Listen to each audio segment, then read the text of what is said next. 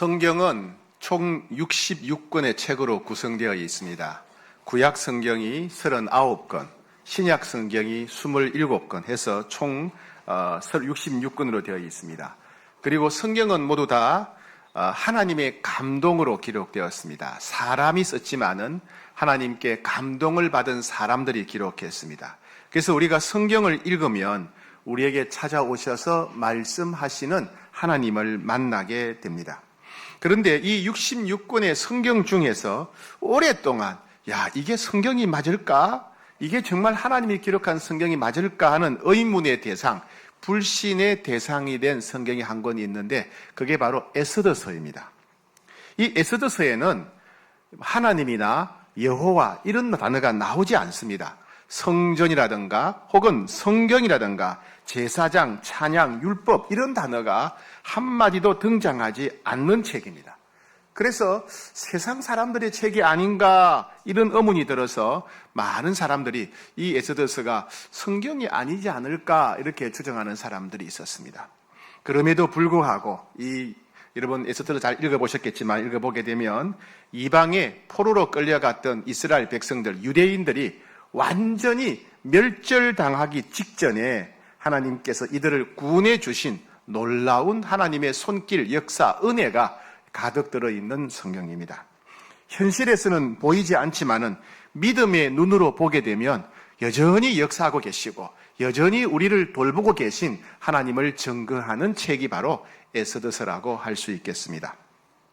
오늘 본문의 역사적인 배경을 살펴보자면은 이스라엘 백성들은 기원전 586년에 바벨론 제국에 의해서 나라가 망하게 됩니다. 그 당시 세계 최강대국은 바벨론이라고 하는 나라였습니다. 이 바벨론 제국이 이스라엘을 멸망시켰어요. 나라가 망했습니다. 그래서 이스라엘 백성들 중에 살아남은 사람들은 다 바벨론의 포로로 끌려가게 됩니다.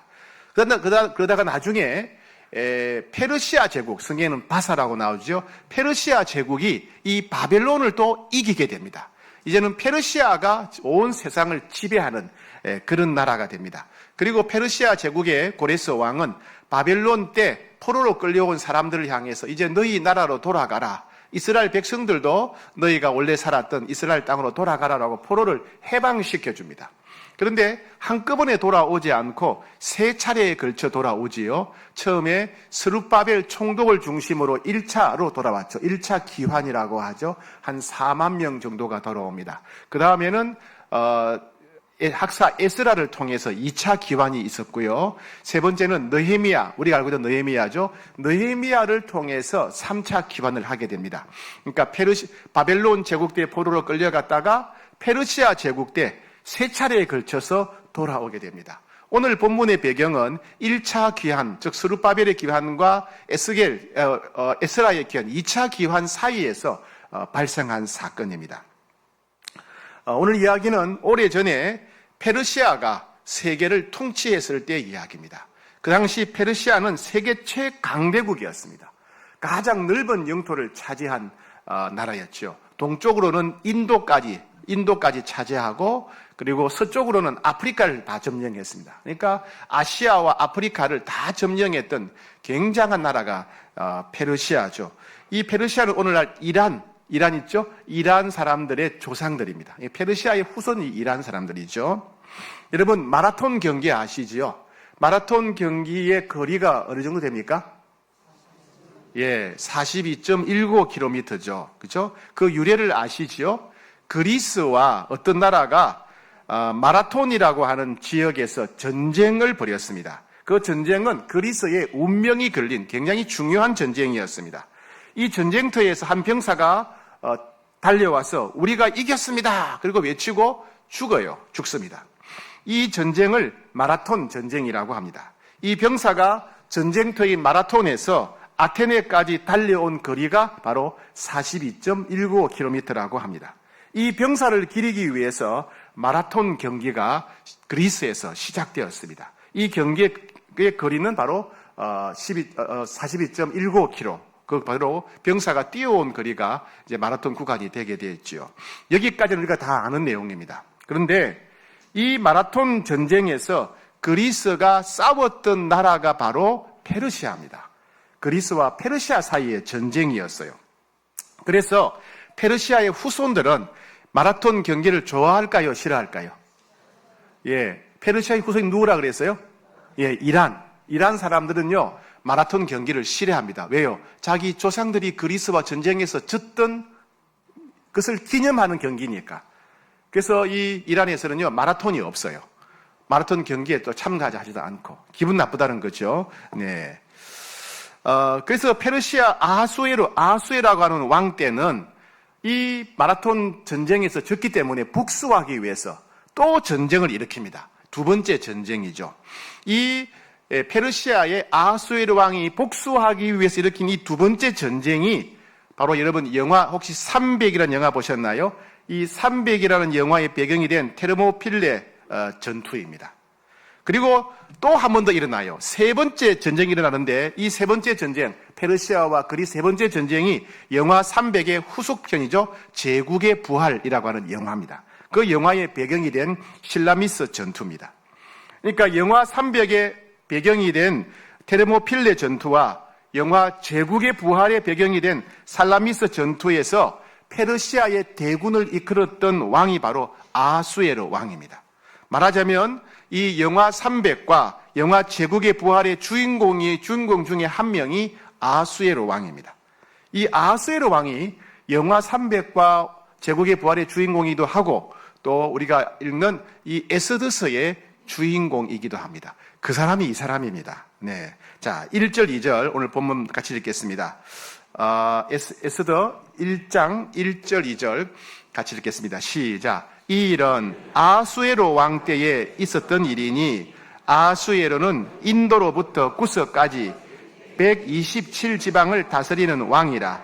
당시에 아하수에르 왕이 수산궁에서 즉위하고, 예, 아시아와 아프리카를 다 점령했던 아하수에르 왕. 이 아하수에르 왕이 그리스와 전쟁을 했던 그 왕입니다. 아하수에르 왕은 그리스와의 전쟁을 준비하기 위해서 큰 잔치를 베풀었습니다. 온 나라의 신하들과 귀족들과 지방의 관리들을 모두 불러 모아서 잔치를 했는데 며칠 동안 했냐면 180일 동안 했어요. 180일. 그러니까 6개월 정도죠. 그죠? 6개월 정도 잔치를 합니다. 뭐 세계를 다스리는 나라였으니까 잔치 규모도 제국적이었습니다. 그래서 그리스와의 전쟁을 앞두고 지휘관들을 격려하기 위해서, 용기를 북돋아 주기 위해서, 또 전쟁에 돌입하기 전에 최후로 점검을 하기 위해서 모인 것 같습니다. 역사가들에 따르면은 페르시아 왕들은 이런 잔치를 종종 했다고 합니다. 많이는 한 15,000명 정도가 참여하는 그런 잔치를 벌였다고 합니다. 술과 음식을 자유롭게 마음껏 먹고 마시는 말 그대로 제국의 잔치였습니다.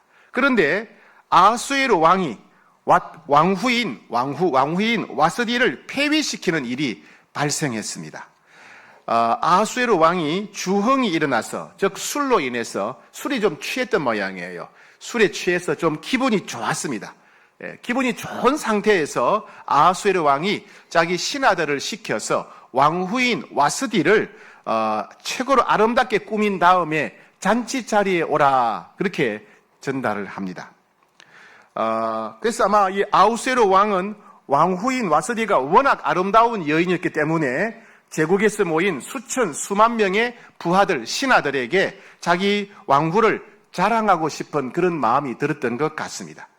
아하수에르 왕은 자신의 아름다운 아내를 모든 사람들에게 보여줌을 통해서 자신의 탁월성을 과시하려고 하는 욕망을 가졌던 것 같습니다. 아름다운 아내를 둔 남자들은 다 공통적으로 느끼는 거죠. 그죠? 네. 질투하십니까? 네. 그런데 문제는 이 왕후 와스디가 왕의 명령을 거역했다는 것입니다.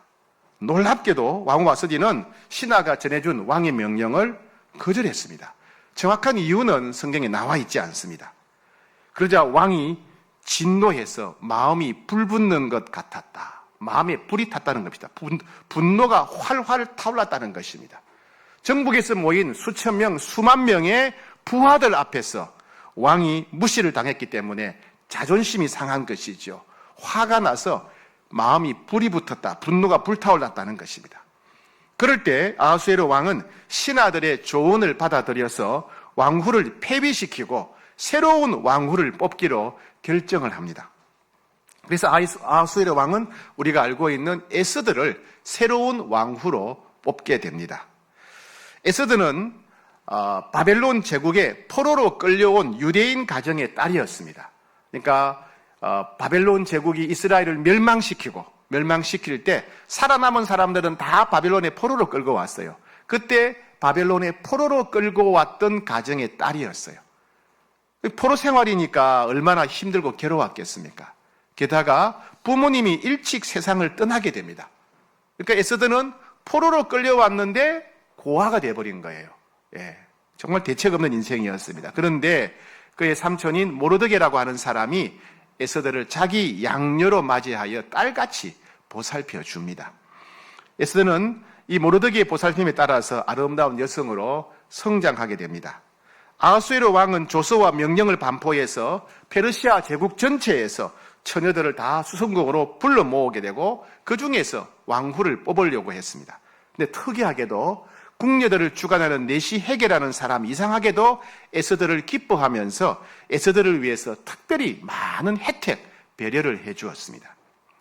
아하수에로 왕은 수상궁에 모인 모든 여성들보다 에스더를 더 사랑함으로 에스더를 왕으로 삼게 되었습니다. 자, 2장 17절 같이 읽겠습니다. 시작. 왕이 모든 여자보다 에스더를 더 사랑함으로 그가 모든 처녀보다 왕 앞에 더 은총을 얻은지라. 왕이 그의 앞에 관을 씌우고 와스디를 대신하여 왕후를 삼은 후에 큰 은총을 입었다. 그러니까 에스더가 외모도 아름다웠고 내면도 아름다웠기 때문에 이 아하수에로 왕이 큰 감동을 받았다. 그래서 이 사람이 내 왕후가 될 사람이구나 이렇게 해서 다른 사람들은 보지도 않고 에스더를 왕후로 세웠다. 그런 이야기입니다. 그리고 이 아하수에로 왕은 에스더를 왕후로 세운 다음에 얼마나 기분이 좋은지 다시 또 큰 잔치를 열었어요. 큰 잔치를 열어가지고 전국에 있는 부하들, 신하들을 다 불러 모은 다음에 잔치를 열었습니다. 왜요? 자랑하려고. 아시네요. 자랑하려고. 새로운 왕후 에스더를 자랑하려고 그렇게 하고, 그리고요 또 인심을 더 씁니다. 전국에 세금을 감면해 줍니다. 올해는 세금 없다. 그래서 세금 깎아주고, 많은 백성들한테 먹거리를 또 제공하게 됩니다. 얼마나 기뻤는지 우리가 알 수 있죠.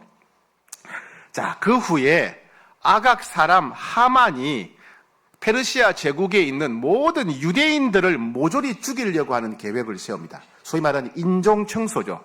유대인들을 다 죽이려는 계획을 세웠는데 그때 왕후가 되었던 에스더는 모든 유대인들의 목숨을 구원해주는 매우 중요한 역할을 하게 됩니다. 이게 하나님의 계획이겠죠. 에스더는 자기는 왕후이기 때문에 자기 목숨은 지킬 수 있었겠지만은 하나님께서 이 때를 위해서 유대인을 구원하려고 나를 왕으로 세우셨구나, 이 사실을 깨닫고 목숨을 걸고 유대인들을 구원하게 됩니다. 그리고 에스더를 키웠던 모르드게는 왕이 암살당할 그런 위기에 처했는데 정보를 일찍 제공해서 왕의 생명을 구해주게 됩니다. 근데 웬일인지 왕은 자신의 목숨을 구해준 모르드게를 까맣게 잊어버립니다. 여러분, 내가 누군가에게 선의를 베풀었는데 상대방이 그걸 잊어버리면 기분이 어때요? 그럴 수 있지 뭐. 그래서 넘어갑니까? 서운하죠, 그죠? 서운하죠. 내가 이렇게 좋은 일을 했는데, 자기 잘 되라고 했는데 잊어버리니까 굉장히 서운하지요, 그죠? 그러니까 여러분, 누가 좋은 일을 하면 잘 알아주셔야 돼요. 근데 모르드게는 왕이 암살당할 그런 위험에 처했는데 거기서 구원해줬어요. 근데 아하수에로 왕이 잊어버린 거예요. 그러니까 모르드게는 상당히 서운했겠죠. 그런데 아하수에로 왕은 나중에 이 하만이 유대인들을 죽이려고 하는 결정적인 순간에 모르드게가 자기를 구해준 사실을 기억하는 겁니다. 그래가지고 나중에 가서야 결정적일 때 아하수에로 왕은 하만을 죽이고, 그리고 모르드게를 나라의 2인자로 이렇게 세우게 됩니다. 역전이 일어나게 된 거죠. 결정적일 때 아하수에로 왕이 그것을 기억하고 모르드게를 등용하게 됩니다. 자, 그러니 우리는 이런 의문이 드는 거예요. 아니, 성경에 에스더스에 하나님이라는 단어가 한 번도 안 나오는데, 뭐 찬양이라든가 말씀이라든가 한 번도 안 나오는데 왜 이렇게 기록하셨을까? 예.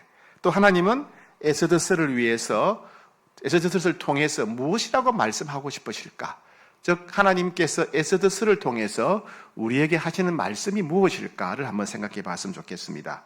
첫 번째 하나님이 주시는 말씀은 아무리 하나님이 살아 계시지만, 아무리 하나님이 살아 계시고 우리와 함께 하시지만 우리가 저항할 수 없는 고난과 고통이 찾아올 수 있다는 것입니다.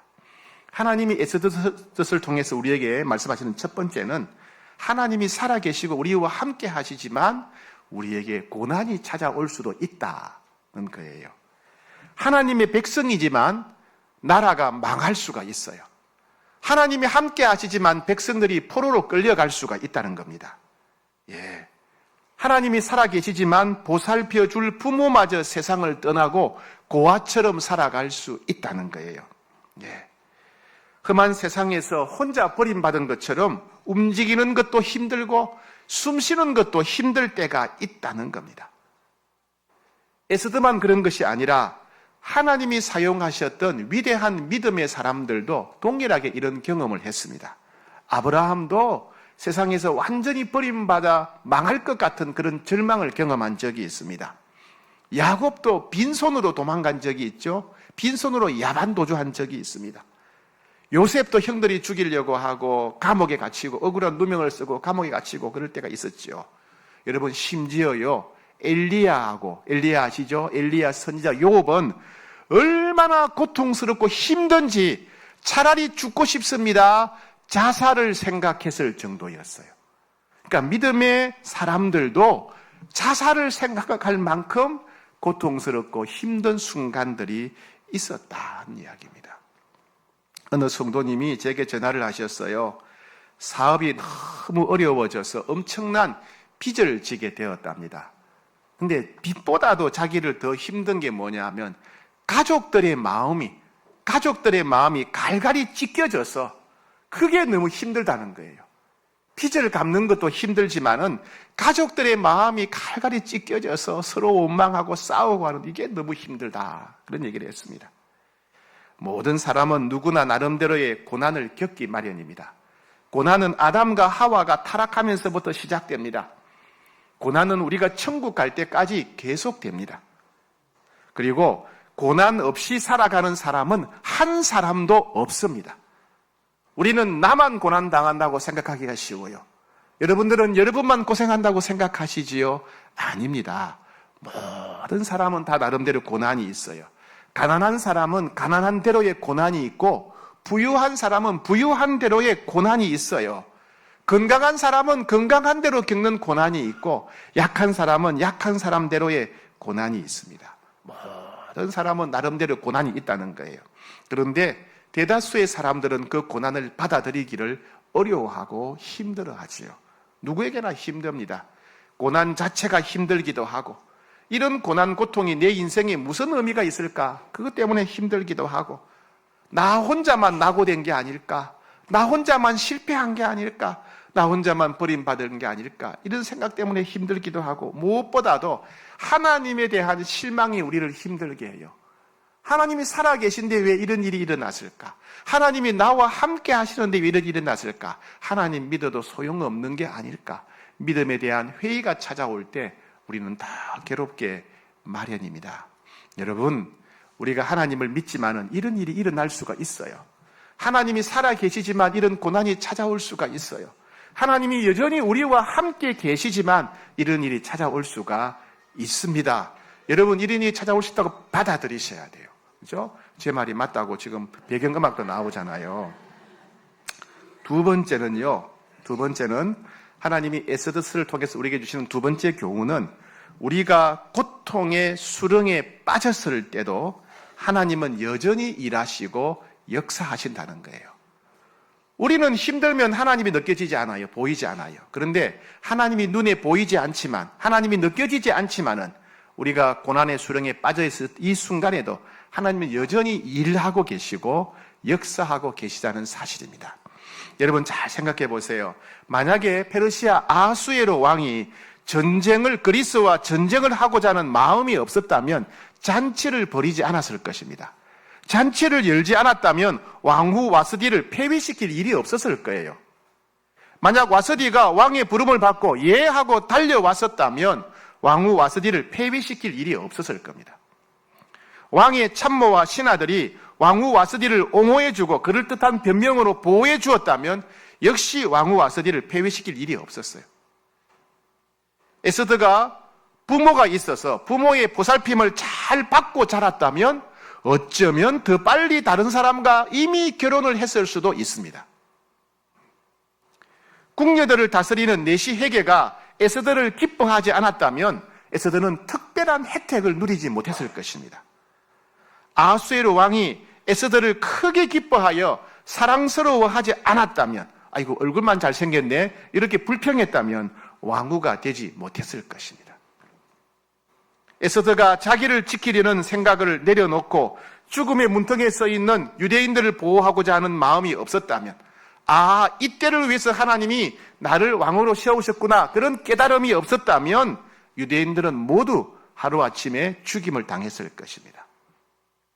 여러분, 우리가 생각할 때 일이 막히고 꼬이고 넘어지고 주저앉게 되는 그런 순간, 끔찍하고 절망적인 그런 순간이 있습니다. 하지만 이 시간이 지나가고 나면은 먼 훗날에 돌아보게 되면 그래서 하나님이 이렇게 역사하셨구나. 그것도 하나님의 손길이었구나. 그것도 하나님의 일이었구나. 깨닫게 될 때가 옵니다. 와요. 즉 하나님은 지금도 내가 모르는 곳에서, 하나님은 지금도 내가 모르는 곳에서 나를 위해서 일하고 계십니다. 지금도 하나님은 내가 모르는 곳에서 역사하고 계십니다. 에스더는 부모님을 일찍 여의고 고아로서 힘들고 막막하게 고통스러운 삶을 살았습니다. 에스더는 전혀 몰랐습니다. 그런데 하나님은 에스더를 위해서 아주 먼 곳에서 우연처럼 보이는, 아무 상관없는 것처럼 보이는 작은 파도를 일으키셨습니다. 아하수에로 왕이 전쟁을 일으키게 하고, 아하수에로 왕이 잔치를 벌이게 하고 아하수에로 왕이 왕후를 불러오게 하고, 점점점 그 파도가 커져서 때가 되었을 때는 에스더에게 큰 파도, 은혜의 파도가 되어서 에스더에게 달려왔습니다. 그리고 민족 전체를 구원하는 놀라운 역사가 일어나게 됩니다. 여러분, 때로 우리는 삶을 살아가면서 하나님이 느껴지지 않을 때가 있습니다. 나만 혼자 버림받은 것처럼 느껴질 때가 있습니다. 하루하루 살아가는 것이 너무 힘들고 너무 외롭고 너무 슬플 때가 있습니다. 그러나 여러분 꼭 기억하셔야 됩니다. 주님은 우리가 모르는 곳에서, 우리가 볼 수 없는 곳에서 우연처럼 보이는 작은 일들을 통해서 여전히 역사하고 계십니다. 여전히 일하고 계십니다. 그것이 작은 파도가 되어서 언젠가 때가 되면 큰 은혜의 파도가 되어서 우리에게 달려올 것입니다. 여러분 기억하셔야 돼요. 하나님은 지금도 여러분들을 위해서 일하고 계십니다. 여러분, 하나님은 지금도 먼 곳에서 여러분들을 위해서 역사하고 계시고 파도를 일으키고 계십니다. 그러니 절대로 낙심해서는 안 되겠습니다. 에스더를 통해서 주시는 세 번째 교훈은 사람의 계획이나 실수가 하나님의 섭리를 막을 수 없다는 사실입니다. 모르드게는 왕이 암살당할 상황에서 왕의 생명을 구해 주었습니다. 하지만 웬일인지 왕은 자신의 목숨을 구한 모르드게를 잊어버려요. 그런데 나중에 가서 아주 결정적인 순간에 아하수에로 왕은 모르드게의 공적을 기억하고 모르드게를 나라 2인자로 삼고 그대를 원수인 하만의 목숨을 취하게 됩니다. 잊어버린 것이 오히려 다행이었다는 거예요. 그죠? 왕이 은혜를 잊어버린 것이 오히려 다행이었어요.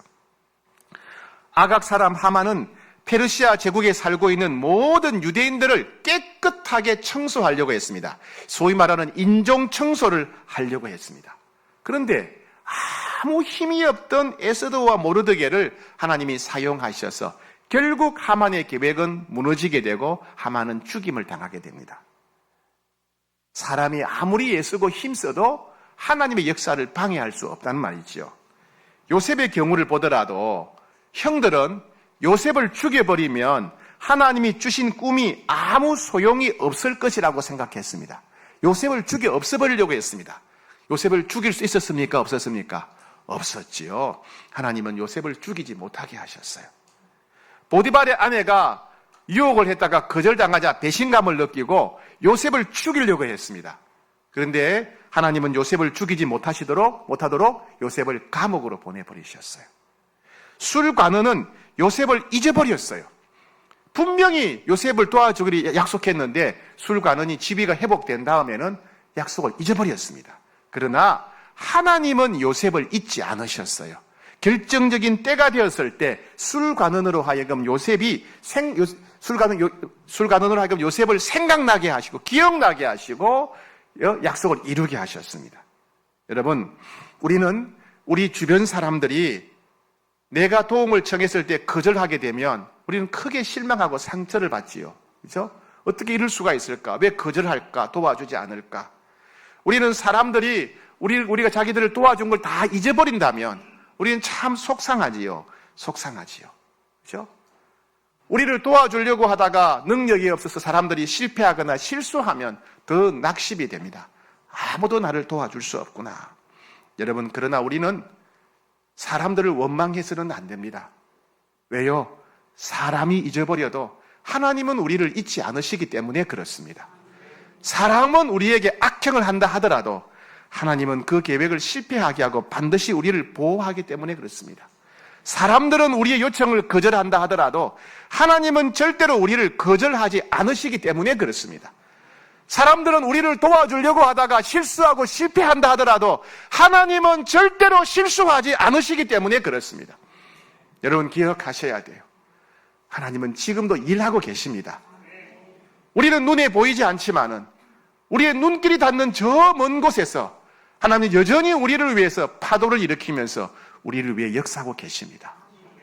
여러분, 사람은 우리를 거절하지만은 하나님은 여러분들을 절대로 거절하지 않습니다. 사람들은 여러분을 잊어버린다 하더라도 하나님은 여러분들을 절대로 잊어버리지 않습니다. 우리가 기대했던 사람들은 실수하고 실패하지만은 하나님은 절대로 실수하지 않습니다. 하나님은 절대로 실패하지 않습니다. 그러니 오직 하나님께만 소망을 두고 달려가야 됩니다. 에스더서에도 하나님이라는 단어, 여호와라는 단어, 성경이나 이런 말씀, 이런 단어가 전혀 없다 그랬어요. 그죠? 세상 소설처럼 느껴지는 거예요. 그런데 이것과 똑같은 노래가 하나 있어요. 이 노래에는 하나님이라는 단어가 하나도 없어요. 기도라는 단어도 없고 성경이라는 단어도 없어요. 그런데 많은 사람들에게 감동을 주는 노래입니다. 심지어 불신자들이 이 노래를 좋아해요. 야, 이런 좋은 노래가 있냐고. 심지어 자기는 절에 다닌다면서 나는 절에 다니는 불신자인데 이 노래가 너무 좋다는 거예요. 이게 찬양이에요, 찬양. CCM이에요. 여러분 들어본 적 있을 겁니다. 혼자 걷지 않을 거예요 라고 하는 노래입니다. 찬양입니다. 그대 폭풍 속을 걷고 있을 때, 비바람을 마주해야 할 때, 불빛조차 보이지 않아도 그대 혼자 걷지 않을 거예요. 두려움 앞에서 하늘을 보아요. 외로운 그대여 걱정 마요. 꿈꾸는 그 길을 또 걷고 걸어요. 그대 혼자 걷지 않을 거예요 라는 가사입니다. 오늘 설교 마무리는 이 노래를 우리가 시청하는 것으로 하겠습니다.